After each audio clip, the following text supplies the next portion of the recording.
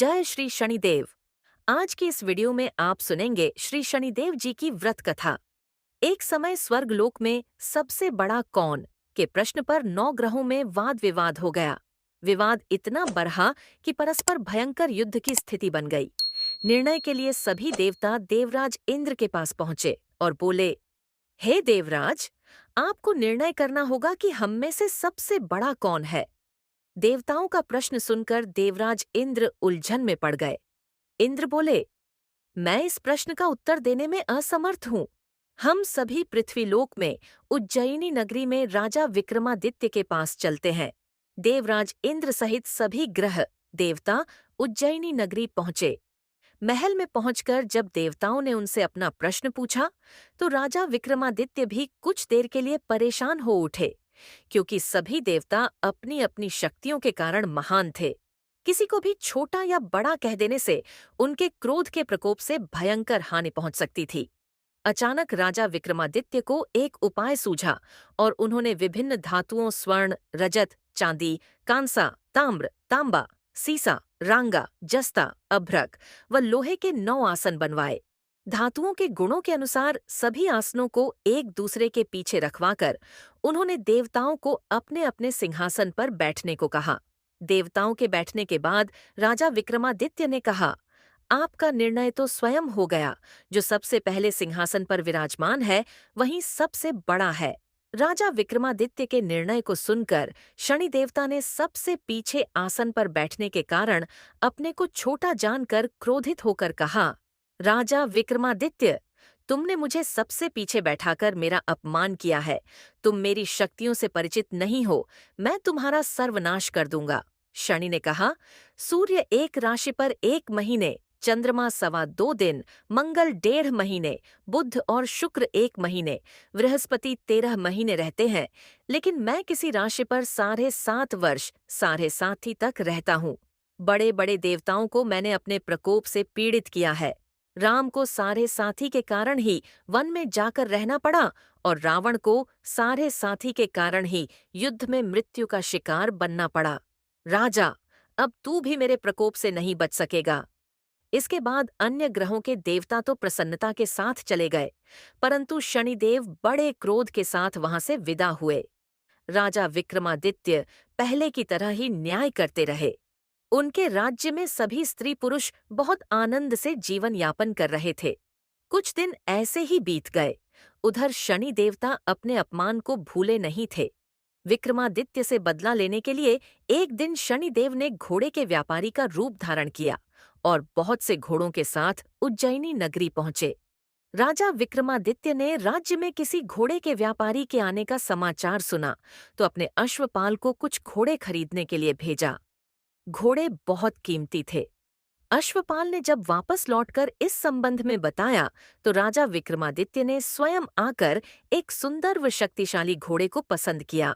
घोड़े की चाल देखने के लिए राजा उस घोड़े पर सवार हुए, तो वह घोड़ा बिजली की गति से दौड़ पड़ा। तेजी से दौड़ता घोड़ा राजा को दूर एक जंगल में ले गया और फिर राजा को वहां गिराकर जंगल में कहीं गायब हो गया। राजा अपने नगर को लौटने के लिए जंगल में भटकने लगा, लेकिन उन्हें लौटने का कोई रास्ता नहीं मिला।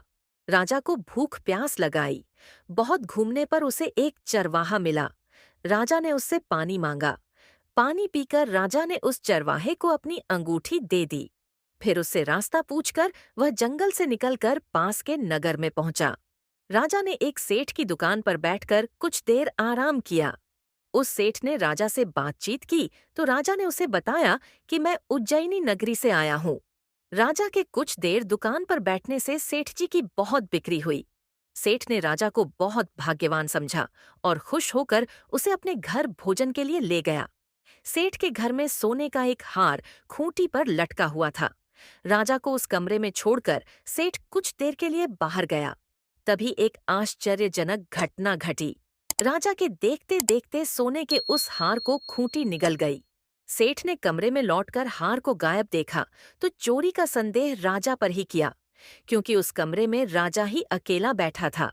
सेठ ने अपने नौकरों से कहा कि इस परदेसी को रस्सियों से बांधकर नगर के राजा के पास ले चलो। राजा ने विक्रमादित्य से हार के बारे में पूछा तो उसने बताया कि उसके देखते ही देखते खूंटी ने हार को निगल लिया था। इस पर राजा ने क्रोधित होकर चोरी करने के अपराध में विक्रमादित्य के हाथ पांव काटने का आदेश दे दिया।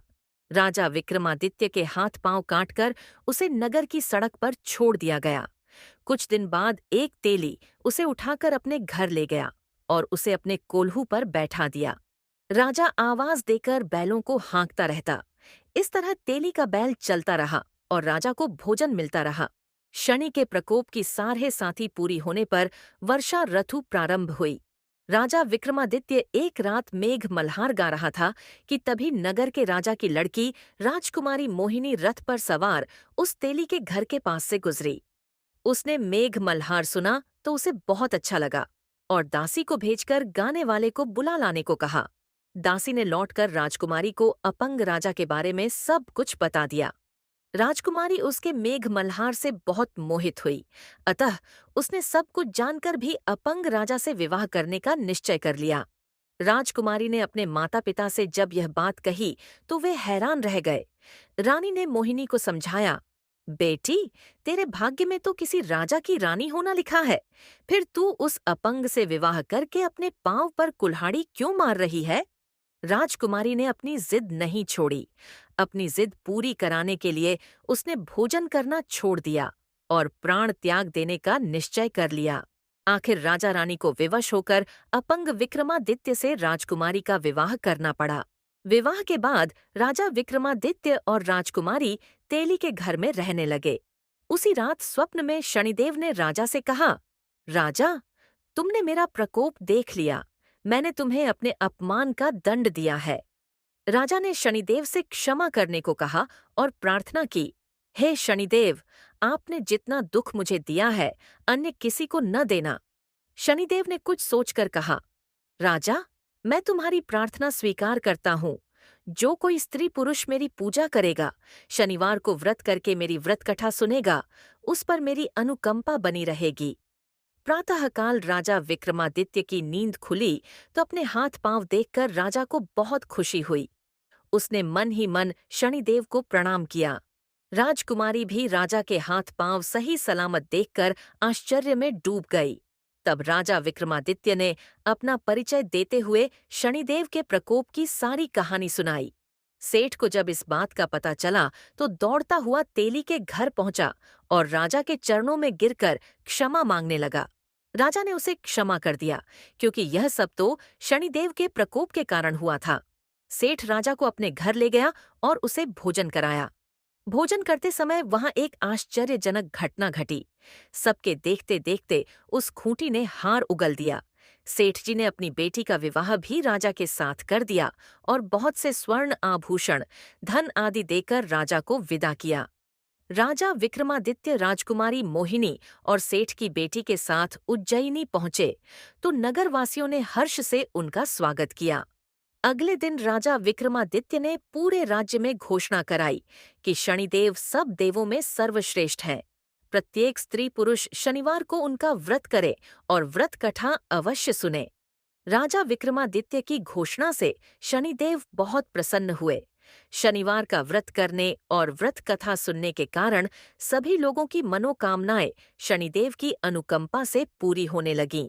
सभी लोग आनंदपूर्वक रहने लगे। अगर आपको यह वीडियो अच्छी लगी है तो कमेंट जरूर करें और चैनल को सब्सक्राइब करना ना भूलें।